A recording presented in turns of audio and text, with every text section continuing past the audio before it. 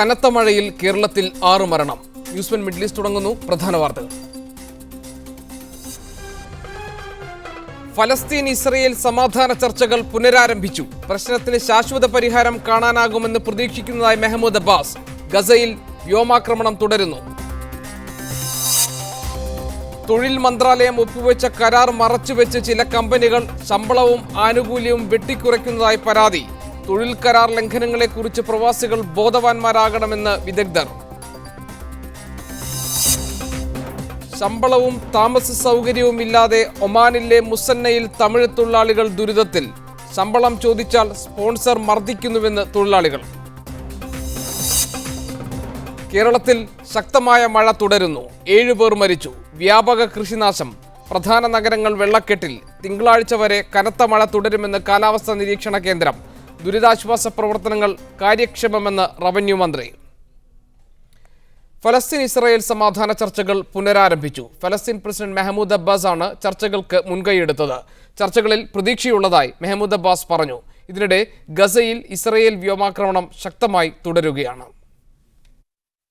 കഴിഞ്ഞയാഴ്ച ഈജിപ്തിന്റെ മധ്യസ്ഥതയിൽ കെയ്റോയിൽ നടന്ന ചർച്ചകൾ പരാജയപ്പെട്ട സാഹചര്യത്തിലാണ് ഫലസ്തീൻ പ്രസിഡന്റ് മഹ്മൂദ് അബ്ബാസ് സമാധാന ചർച്ചകൾക്ക് മുൻകൈയെടുത്തത്. ഈജിപ്തിന്റെ നേതൃത്വത്തിൽ സമാധാന ശ്രമങ്ങൾ നടത്തിയിരുന്നുവെങ്കിലും ശാശ്വത പരിഹാരം കാണാൻ കഴിഞ്ഞിരുന്നില്ല. ചർച്ചകൾക്കൊടുവിലുണ്ടാകുന്ന താൽക്കാലിക വെടിനിർത്തലിന് പിന്നാലെ ശക്തമായ ഇസ്രായേൽ വ്യോമാക്രമണം തുടരുകയാണ് ചെയ്യുന്നത്. സമാധാന ചർച്ചകൾ പരാജയപ്പെട്ടതിനുശേഷം ഫലസ്തീൻ 500ഓളം വ്യോമാക്രമണം നടത്തിയതായും ആക്രമണത്തിൽ 65 ഫലസ്തീനികൾ കൊല്ലപ്പെട്ടതായും ഗസ ആരോഗ്യ ഉദ്യോഗസ്ഥർ വ്യക്തമാക്കി. ഈ സാഹചര്യത്തിലാണ് മഹ്മൂദ് അബ്ബാസിന്റെ നേതൃത്വത്തിൽ വീണ്ടും ചർച്ചകൾ ആരംഭിച്ചിരിക്കുന്നത്. എന്നാൽ ചർച്ചകൾ വഴിയെടുക്കുന്ന തീരുമാനങ്ങൾ ഇസ്രായേലിന്റെ ആക്രമണം തടയും വിധമാകണമെന്നാണ് അബ്ബാസിന്റെ അഭിപ്രായം. ഇപ്പോൾ തുടരുന്ന ഇസ്രായേൽ വ്യോമാക്രമണത്തിൽ 2 കുട്ടികളടക്കം 7 പേരും 3-ലധികം ഫലസ്തീനികളുമാണ് കൊല്ലപ്പെട്ടത്. ഇസ്രായേൽ സൈന്യത്തിന്റെ പ്രസ്താവനയനുസരിച്ച് ഹമാസ് പ്രവിശ്യയിൽ 20 ബോംബാക്രമണവും ചിലയിടങ്ങളിൽ റോക്കറ്റ് ആക്രമണവും നടത്തിയിട്ടുണ്ട്. ഗസ സൈന്യവും 20 റോക്കറ്റ് ആക്രമണങ്ങൾ നടത്തി. ഗസയിൽ ഇസ്രായേൽ നടത്തിയ ശക്തമായ തുടർ ആക്രമണങ്ങളിൽ ഇതുവരെ 2080-ലധികം പേരാണ് കൊല്ലപ്പെട്ടത്. നിരവധി പേർ ഭവനരഹിതരാവുകയും പലായനം ചെയ്യുകയും ചെയ്തു. 6 ആഴ്ചയിലധികമായി തുടരുന്ന ആക്രമണത്തിന് ശാശ്വത പരിഹാരം കാണാനാവുമെന്ന പ്രതീക്ഷയിലാണ് മഹ്മൂദ് അബ്ബാസ് സമാധാന ചർച്ചകൾ പുനരാരംഭിച്ചിരിക്കുന്നത്. News desk media 1. തൊഴിലുടമകൾ നടത്തുന്ന കരാർ ലംഘനങ്ങളെക്കുറിച്ച് പ്രവാസികൾ ബോധവാന്മാരാകണമെന്ന് വിദഗ്ധർ. തൊഴിൽ മന്ത്രാലയം ഒപ്പുവെച്ച കരാർ മറച്ചുവെച്ചാണ് ചില കമ്പനികൾ ജോലിക്കാരുടെ ശമ്പളവും ആനുകൂല്യവും വെട്ടിക്കുറയ്ക്കുന്നത്. തൊഴിൽ മന്ത്രാലയം ഒപ്പുവെച്ച കരാർ മറച്ചുവെച്ച് ജോലിക്കാരുടെ ശമ്പളവും ആനുകൂല്യവും കമ്പനി തീരുമാനിക്കുന്ന പ്രവണത വർദ്ധിച്ചു വരുന്ന സാഹചര്യത്തിലാണ് വിദഗ്ധരുടെ മുന്നറിയിപ്പ്. തൊഴിൽ കരാറിൽ പറഞ്ഞ ശമ്പളത്തിൻ്റെയും ആനുകൂല്യങ്ങളുടെയും പകുതി പോലുമില്ലാതെ തൊഴിലാളികൾക്ക് അപ്പോയിൻമെന്റ് ലെറ്റർ നൽകുന്ന രീതിയാണ് പല കമ്പനികളും ചെയ്യുന്നത്. ഇതറിയാതെ നൂറുകണക്കിന് പ്രവാസികൾ ഗൾഫ് രാജ്യങ്ങളിൽ പറ്റിക്കപ്പെടുന്നുണ്ട്. കരാറിലെ ഉയർന്ന തുകയെക്കുറിച്ച് ഫാമിലി വിസ ലഭിക്കുന്നതിനു വേണ്ടിയാണ് എന്നൊക്കെയുള്ള ന്യായങ്ങളാണ് ചില കമ്പനികൾ പറയാറുള്ളത്. പരാതികളും തൊഴിൽ പ്രശ്നങ്ങൾ കണ്ടമാനം കൂടിയപ്പോഴത്തേക്ക് അതിനെക്കുറിച്ചൊക്കെ സ്റ്റഡി നടത്തിയതിന് ശേഷം മിനിസ്ട്രി ഓഫ് ലേബർ ഭയങ്കര സ്ട്രിക്റ്റായിട്ടുള്ള നിയമങ്ങൾ കൊണ്ടുവന്നിട്ടുണ്ട്. എംബസിയിലൊക്കെ ഇതുപോലെ ആളുകളെ റിക്രൂട്ട്മെൻറ്റ് ചെയ്യുന്നതിന് പോകുന്നതിന് മുമ്പ് തന്നെ ഇവരൊരു സാമ്പിൾ കോൺട്രാക്റ്റ് കാണിക്കണം. എത്രയാണ് സാലറി, എത്രയാണ് അതിൻ്റെ മറ്റുള്ള ബെനിഫിറ്റ്സ് എന്തൊക്കെയാണ്. UAE-യിലെ ഇത്തരം തൊഴിൽ ലംഘനങ്ങൾ കർശനമായി തടയുമെന്ന് തൊഴിൽ മന്ത്രി സക്കീർ ഗോബാഷ് നേരത്തെ വ്യക്തമാക്കിയിരുന്നു. പ്രവാസികൾക്കും കമ്പനികൾക്കുമിടയിലെ ഇടനിലക്കാരായ ഏജൻസികളും ഇത്തരം തട്ടിപ്പുകൾ നടത്തുന്നതായി റിപ്പോർട്ടുകളുണ്ട്. 2 കോൺട്രാക്റ്റ് ഉണ്ടാക്കും. അവർ ശരിക്കും മിനിസ്ട്രി കാണിക്കുന്ന ഒരു കോൺട്രാക്റ്റ് ആയിരിക്കും, തൊഴിലാളിയെ കാണിക്കുന്ന വേറൊരു കോൺട്രാക്റ്റ് ആയിരിക്കും. പലപ്പോഴും ഈ വിദ്യാഭ്യാസം ഇല്ലാത്തവരാകുമ്പോഴത്തേക്ക് ഇംഗ്ലീഷിലോ അറബിയിലോ ഉള്ള എഗ്രിമെൻറ്റുകൾ വായിച്ച് മനസ്സിലാക്കാൻ പറ്റാത്ത ഒരു സംഭവമുണ്ട്. അപ്പം ഈ 2 ഈ ഡോക്യുമെൻറ്റ്സുകളൊക്കെ അവരെ വായിച്ച് മനസ്സിലാക്കി അവർക്ക് അത് എഗ്രി ചെയ്തതിന് ശേഷം മാത്രമേ ഇവരെ ഇവിടെ കൊണ്ടുവന്ന് എംപ്ലോയ് ചെയ്യാമെന്നുള്ളതാണ് നിയമം. തൊഴിൽ മേഖലയിലെ നിയമലംഘനങ്ങൾ കണ്ടെത്തിയാൽ ഗൾഫ് രാജ്യങ്ങളിൽ കടുത്ത ശിക്ഷയുണ്ടെങ്കിലും നിയമത്തെക്കുറിച്ച് അജ്ഞത പലരെയും നിയമ നടപടികളിൽ നിന്ന് പിന്തിരിപ്പിക്കുകയാണ് പതിവ്. Haris Arikkulam, media 1, Dubai. ഒമാനിലെ മുസന്നയിൽ നിർമ്മാണ കമ്പനിയിൽ ജോലിക്കെത്തിയ തൊഴിലാളികൾ ദുരിതക്കയത്തിൽ. മാസങ്ങളായി ശമ്പളവും ആവശ്യത്തിന് ഭക്ഷണവും തലചായ്ക്കാൻ ഇടവുമില്ലാതെ വലയുകയാണ് ഇവർ. ശമ്പളം ചോദിച്ചാൽ സ്പോൺസർ മർദ്ദിക്കുകയാണെന്ന് തൊഴിലാളികൾ പറയുന്നു.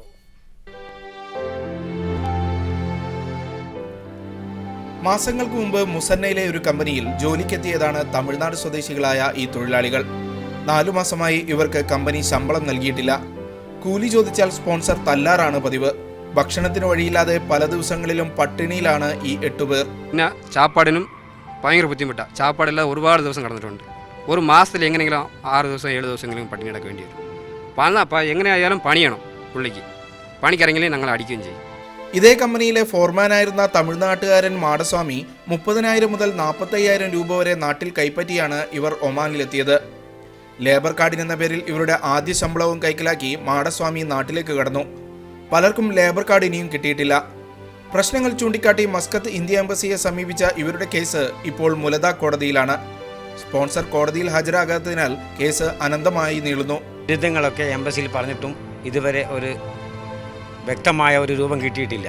ഇപ്പോൾ മുസന്നയിലെ ഒരു മലയാളിയുടെ കാര്യത്തിൽ കഴിയുന്ന ഇവർക്ക് നീതി ലഭ്യമാക്കാൻ എംബസിയുടെ ശക്തമായ ഇടപെടലുണ്ടാകണമെന്നാണ് ആവശ്യം. Shino Shamsuddin, media 1, Muscat. ഈജിപ്തിൽ ജയിലിൽ കഴിയുന്ന അൽ ജസീറ ചാനലിലെ 3 മാധ്യമ പ്രവർത്തകർ കോടതി വിധിക്കെതിരായ അപ്പീൽ നൽകിയതായി അൽ ജസീറ അധികൃതർ അറിയിച്ചു. അൽ ജസീറ ഇംഗ്ലീഷ് ചാനലിലെ റിപ്പോർട്ടർ മരായ മുഹമ്മദ് ഫമി, പീറ്റർ ഗ്രസ്റ്റെ, ബാഹർ മുഹമ്മദ് എന്നിവരെയാണ് ഈജിപ്തിലെ പട്ടാള ഭരണകൂടം ജയിലിൽ അടച്ചത്. കേസിൽ നടപടിക്രമങ്ങൾ പാലിച്ചിട്ടില്ലെന്ന് ചൂണ്ടിക്കാട്ടിയാണ് ഇവർ ഇപ്പോൾ അപ്പീൽ നൽകിയിരിക്കുന്നത്. അൽ ജസീറ അറബിക് ചാനലിലെ മാധ്യമപ്രവർത്തകനായ അബ്ദുല്ല ഷാമി കഴിഞ്ഞ മാസമാണ് ജയിൽ മോചിതനായത്. അന്യായമായി ജയിലിൽ അടച്ച മാധ്യമപ്രവർത്തകരെ വിട്ടയക്കണമെന്നാവശ്യപ്പെട്ട് ലോകവ്യാപകമായി പ്രതിഷേധം ഉയർന്നിരുന്നു.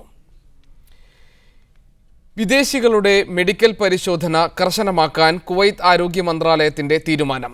വിദേശ രാജ്യങ്ങളിലെ അംഗീകൃത പരിശോധനാ കേന്ദ്രങ്ങൾ നൽകുന്ന ഫിറ്റ്നസ് സർട്ടിഫിക്കറ്റുകളിൽ കൃത്രിമം നടന്നതായി തെളിഞ്ഞാൽ കടുത്ത നടപടി ഉണ്ടാകുമെന്ന് ആരോഗ്യ മന്ത്രാലയം അണ്ടർ സെക്രട്ടറി അറിയിച്ചു. സന്ദർശന വിസക്കാർക്ക് വൈദ്യപരിശോധന നിർബന്ധമാക്കണമെന്ന ആവശ്യവും ശക്തമാണ്. നിലവിൽ കുവൈത്തിലേക്ക് തൊഴിൽ തേടിയെത്തുന്നവർ സ്വന്തം നാടുകളിൽ കുവൈത്ത് ആരോഗ്യ മന്ത്രാലയത്തിന്റെ അംഗീകാരമുള്ള ആശുപത്രികളിൽ വൈദ്യപരിശോധനയ്ക്ക് വിധേയരാകണം. മെഡിക്കൽ ഫിറ്റ്നസ് സർട്ടിഫിക്കറ്റ് ഉള്ളവരുടെ വിസ മാത്രമാണ് വിദേശങ്ങളിലെ കുവൈത്ത് എംബസികൾ സ്റ്റാമ്പ് ചെയ്ത് നൽകുകയുള്ളൂ. ഇങ്ങനെ കുവൈത്തിലെത്തുന്ന വിദേശികളെ വീണ്ടും ഇവിടെ വെച്ച് വൈദ്യപരിശോധനയ്ക്ക് വിധേയരാക്കി രോഗമുക്തി ഉറപ്പുവരുത്തിയ ശേഷമാണ് രാജ്യത്ത് തുടരാൻ അനുവദിക്കുക. എന്നാൽ അടുത്തിടെ രാജ്യത്തെത്തിയ 2000-ഓളം വിദേശികളിൽ എയ്ഡ്സ് ഉൾപ്പെടെയുള്ള മാരകരോഗങ്ങൾ കണ്ടെത്തിയതിനെ തുടർന്ന് നാട്ടിലെ ആശുപത്രികൾ നൽകുന്ന ഫിറ്റ്നസ് സർട്ടിഫിക്കറ്റുകളിൽ കൃത്രിമം നടക്കുന്നു എന്ന നിഗമനത്തിലാണ് അധികൃതർ. ഇതേ തുടർന്നാണ് വൈദ്യപരിശോധന കുറ്റമറ്റതാക്കാൻ ആരോഗ്യ മന്ത്രാലയം ശ്രമങ്ങൾ ആരംഭിച്ചത്. വിദേശ തൊഴിലാളി കുവൈത്തിൽ പ്രവേശിച്ചതിനു ശേഷം വിസ സ്റ്റാമ്പ് ചെയ്യുന്നതിന് മുന്നോടിയായി നടത്തുന്ന പരിശോധനയിൽ എയ്ഡ്സ്, ക്ഷയം, ഹെപ്പറ്റൈറ്റിസ് മുതലായ സാംക്രമിക രോഗങ്ങൾ കണ്ടെത്തിയാൽ നാട്ടിൽ നിന്നും മെഡിക്കൽ ഫിറ്റ്നസ് സർട്ടിഫിക്കറ്റ് നൽകിയ ആശുപത്രിക്കെതിരെ നടപടിയെടുക്കാനാണ് മന്ത്രാലയത്തിന്റെ തീരുമാനം. ഓരോ വ്യക്തിക്കും 500 ദിനാർ വീതം പിഴ ഈടാക്കുമെന്നും അയോഗ്യരായവരെ തിരിച്ചയക്കുന്നതിനുള്ള വിമാനക്കൂലിക്കും മറ്റുമായാണ് തുക വിനിയോഗിക്കുകയെന്നും ആരോഗ്യ മന്ത്രാലയം അണ്ടർ സെക്രട്ടറി ഡോക്ടർ ഖാലിദ് അൽ സഹ്ലവി പറഞ്ഞു. കേരളത്തിന്റെ വിവിധ ഭാഗങ്ങളിലായി നിരവധി ആശുപത്രികൾ കുവൈത്ത് ആരോഗ്യവകുപ്പ് അംഗീകാരത്തോടെ വൈദ്യപരിശോധനകൾ നടത്തിവരുന്നുണ്ട്. അതിനിടെ സന്ദർശന വിസയിലെത്തുന്നവർക്കും സ്വന്തം നാടുകളിൽ വൈദ്യപരിശോധന നിർബന്ധമാക്കണമെന്ന ആവശ്യം സ്വദേശികൾക്കിടയിൽ ശക്തമാകുന്നതായി പ്രാദേശിക പത്രം റിപ്പോർട്ട് ചെയ്തു. Media 1, Kuwait city. Bahrain corona virus ബാധയിൽ നിന്ന് പൂർണ്ണമായും മുക്തമാണെന്ന് ആരോഗ്യ മന്ത്രാലയം. വൈറസിനെതിരെയുള്ള പ്രതിരോധ പ്രവർത്തനങ്ങൾ ശക്തമാണെന്നും അതിനാൽ തന്നെ ഇതിൽ നിന്ന് രാജ്യം മുക്തമാണെന്നും ആരോഗ്യ മന്ത്രാലയത്തിലെ പൊതുജനാരോഗ്യ വിഭാഗം assistant under secretary doctor Mariam ജലാഹിമയാണ് അറിയിച്ചത്. ഇതുമായി ബന്ധപ്പെട്ട് 724 പേരെ പരിശോധിച്ചെങ്കിലും ആർക്കും രോഗമില്ലെന്ന് വ്യക്തമായതായി അവർ പറഞ്ഞു. ഖത്തറിൽ സ്വകാര്യ മേഖലയിൽ സ്വദേശീവത്കരണം വേഗത്തിലാക്കാൻ പ്രത്യേക കമ്മിറ്റിയെ ചുമതലപ്പെടുത്തി. തൊഴിൽ വകുപ്പിന് കീഴിൽ നിലവിൽ വന്ന ഈ പ്രത്യേക കമ്മിറ്റിയാണ് സ്വകാര്യവൽക്കരണ നടപടികൾ വേഗത്തിലാക്കാനും നിർദ്ദേശങ്ങൾ നടപ്പിൽ വരുത്തുന്നുണ്ടോ എന്ന് ഉറപ്പുവരുത്തുകയും ചെയ്യേണ്ടത്. വിവരങ്ങളുമായി മുജീബുണ്ട്. മുജീബ്, എന്താണ് വിശദാംശങ്ങൾ? ഗോപികൃഷ്ണൻ, നേരത്തെ തന്നെ ഖത്തറിലെ മന്ത്രിസഭ 20% സ്വകാര്യ മേഖലയിൽ 20% സ്വദേശികളെങ്കിലും ഉണ്ടെന്ന് ഉറപ്പുവരുത്തണമെന്നൊരു നിയമം പാസാക്കിയിരുന്നു. ഈ നിയമത്തിലെ പ്രത്യേകമായ നിർദ്ദേശങ്ങൾ പാലിക്കപ്പെടുന്നുണ്ടോ എന്ന് ഉറപ്പുവരുത്താൻ വേണ്ടിയാണ് തൊഴിൽ മന്ത്രാലയത്തിന് കീഴിൽ ഇപ്പോൾ ഒരു പ്രത്യേക കമ്മിറ്റിയെ ചുമതലപ്പെടുത്തിയിരിക്കുന്നത്. ഈ സ്വദേശികൾക്ക് വേണ്ടി മാറ്റിവെച്ച അവസരങ്ങൾ വളരെ വ്യാപകമായി ഖത്തറിൽ ദുരുപയോഗം ചെയ്യപ്പെടുന്നു എന്ന ഒരു പരാതി ഉയർന്നിരുന്നു. ഈ പരാതിയുടെ അടിസ്ഥാനത്തിലാണ് ഇപ്പോൾ സ്വകാര്യ മേഖലയിലെ സ്വദേശീവൽക്കരണ നടപടികളുമായി മുന്നോട്ട് പോകാൻ സർക്കാരിനെ പ്രേരിപ്പിച്ചതെന്നാണ് അറിയാൻ സാധിച്ചിരിക്കുന്നത്. ഇതിന്റെ ആദ്യ പടിയെന്നോണം ഏറ്റവും പ്രഗത്ഭമായ, ഏറ്റവും വലിയ ഖത്തറിലെ 116 കമ്പനികളോട് തൊഴിൽ മന്ത്രാലയം ആവശ്യപ്പെട്ടിരിക്കുന്നു. അവരുടെ അടുത്ത വർഷങ്ങളിൽ ആ കമ്പനികളിൽ വരുന്ന ഒഴിവുകളുടെ എണ്ണവും അതിന്റെ സ്വഭാവവും, ഏറ്റവും ഉയർന്ന ജോലിയിൽ ഏർപ്പെട്ടിരിക്കുന്ന ഏറ്റവും ഉയർന്ന പോസ്റ്റുകളിലുള്ള ആളുകളെയാണ് സ്വദേശികൾക്ക് വേണ്ടി അത്തരം പോസ്റ്റുകളാണ് മാറ്റി. ഖത്തറിലെ സ്വകാര്യ മേഖലയിൽ സ്വദേശിവൽക്കരണം വേഗത്തിലാകുന്ന മുജീബ് റഹ്മാനാണ് വിവരങ്ങൾ നൽകിയത്. കുവൈത്തിലെ കോൺഗ്രസ് അനുകൂല സംഘടനകളെല്ലാം ഇനി മുതൽ OICC എന്ന ഒറ്റ സംഘടനയായി പ്രവർത്തിക്കും. ഇന്നലെ സാൽമിയ ഇന്ത്യൻ കമ്മ്യൂണിറ്റി സ്കൂളിൽ നടന്ന കൺവെൻഷനിൽ KPCC general secretary N Subramanian OICC ഭാരവാഹികളെ പ്രഖ്യാപിച്ചു. വർഗീസ് പുതുക്കുളങ്ങരയാണ് പുതിയ കമ്മിറ്റിയുടെ അധ്യക്ഷൻ.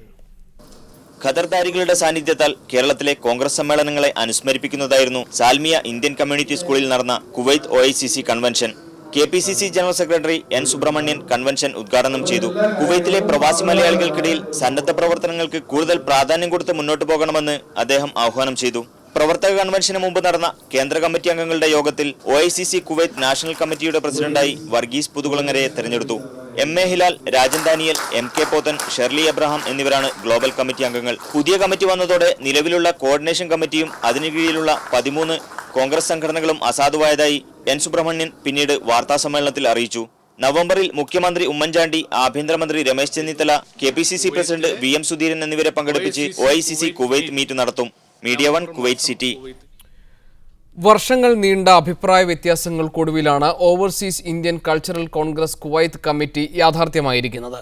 ഗ്രൂപ്പ് വഴക്കിന്റെ ഭാഗമായി 13ഓളം സംഘങ്ങളായി നിന്ന കോൺഗ്രസ് പ്രവർത്തകർ KPCCയുടെ നീണ്ടകാലത്തെ പരിശ്രമങ്ങളുടെ ഫലമായാണ് ഇപ്പോൾ ഒന്നിക്കുന്നത്. 4 വർഷം മുമ്പാണ് കുവൈത്തിലെ കോൺഗ്രസ് സംഘടനകളെ ഒന്നിപ്പിക്കുന്നതിന്റെ ആദ്യഘട്ടമായി OICC കോർഡിനേഷൻ കമ്മിറ്റിക്ക് സംസ്ഥാന നേതൃത്വം രൂപം നൽകിയത്. 2 ഭാരവാഹികൾ മാത്രമുള്ള കോർഡിനേഷൻ കമ്മിറ്റിയായിരുന്നു ഇത്രയും കാലം KPCCയുടെ കുവൈത്തിലെ ഔദ്യോഗിക പ്രതിനിധികൾ.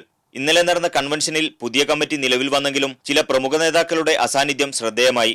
നാഷണൽ സ്റ്റിയറിംഗ് കമ്മിറ്റി അംഗം കൂടിയായ പ്രവാസി ദേശീയ കൾച്ചറൽ കോൺഗ്രസ് പ്രസിഡന്റ് ജേക്കബ് ചണ്ണപ്പേട്ടയാണ് പുതിയ കമ്മിറ്റിക്ക് എതിരു നിൽക്കുന്നതിൽ പ്രമുഖൻ. കുവൈത്തിൽ OICCയുടെ പേരിൽ നടക്കുന്നത് ഗ്രൂപ്പ് യോഗമാണെന്നും KPCC ജനറൽ സെക്രട്ടറിയായ N സുബ്രഹ്മണ്യൻ പങ്കെടുക്കുന്ന യോഗം റദ്ദാക്കണമെന്നും ആവശ്യപ്പെട്ട് ചണ്ണപ്പേട്ട കഴിഞ്ഞ ദിവസം KPCC പ്രസിഡന്റ് VM സുധീറിന് ഇമെയിൽ സന്ദേശം അയച്ചിരുന്നു. കുവൈത്തിലെ ആയിരക്കണക്കിന് കോൺഗ്രസുകാർക്ക് അംഗത്വം നൽകിയിട്ടില്ലെന്നും ചിലർ തങ്ങൾക്ക് താൽപര്യമുള്ളവരെ മാത്രം ചേർക്കുകയാണെന്നും കത്തിൽ ആരോപിക്കുന്നു. നേതൃത്വം അവകാശപ്പെട്ടതുപോലെ KPCC പ്രസിഡന്റ് പ്രവർത്തക കൺവെൻഷനിൽ ഫോൺ വഴി സംസാരിക്കാതിരുന്നത് അദ്ദേഹം കുവൈത്ത് യോഗത്തിന് എതിരായതുകൊണ്ടാണെന്നും വിട്ടുനിൽക്കുന്നവർ കുറ്റപ്പെടുത്തിയിരുന്നു. ഇതേക്കുറിച്ച് KPCC ജനറൽ സെക്രട്ടറിയുടെ പ്രതികരണം ഇങ്ങനെയായിരുന്നു. KPCCയുടെ ഔദ്യോഗികമായ യാതൊരു അംഗീകാരവും അവർക്ക് ഉണ്ടാവില്ല. ഒരാളിപ്പോൾ അങ്ങനെ ഒറ്റ സംഘടനയൊക്കെ ഉണ്ടാക്കി നിൽക്കുന്നത് നമുക്ക് നിൽക്കാൻ പാടില്ല എന്ന് പറയാൻ പറ്റും. പക്ഷേ KPCCയുടെ ഔദ്യോഗികമായ ഒരു പിന്തുണയോ സപ്പോർട്ടോ പാർട്ടി നേതാക്കന്മാരുടെ പിന്തുണയോ സപ്പോർട്ടോ അവർക്കുണ്ടാവില്ല. Media 1 Kuwait city. കേരളത്തിൽ അടച്ചിട്ട 418 ബാറുകൾ തുറക്കില്ല എന്ന സർക്കാർ തീരുമാനത്തെ ഖത്തറിലെ കേരള ലഹരി വിമുക്ത സാംസ്കാരിക വേദി സ്വാഗതം ചെയ്തു. VM സുധീറിന്റെ ക്രിയാത്മകമായ നിലപാടിനുള്ള സർക്കാരിന്റെ അംഗീകാരം ജനപക്ഷത്തോടൊപ്പമുള്ളതാണെന്ന് FCCയിൽ ചേർന്ന യോഗം വിലയിരുത്തി. ഞായറാഴ്ച മാത്രമല്ല എല്ലാ ദിവസവും ഡ്രൈഡേ ആക്കി മാറ്റുന്ന സമ്പൂർണ്ണ മദ്യനിരോധനം ഉടൻ നടപ്പാക്കണമെന്നും യോഗം വിലയിരുത്തി. President Rafeeq Mechery, general secretary Muhammad Shafeeq, വനിതാ വിഭാഗം president Saifunnisa teacher, secretary VKM Kutty എന്നിവർ സംസാരിച്ചു.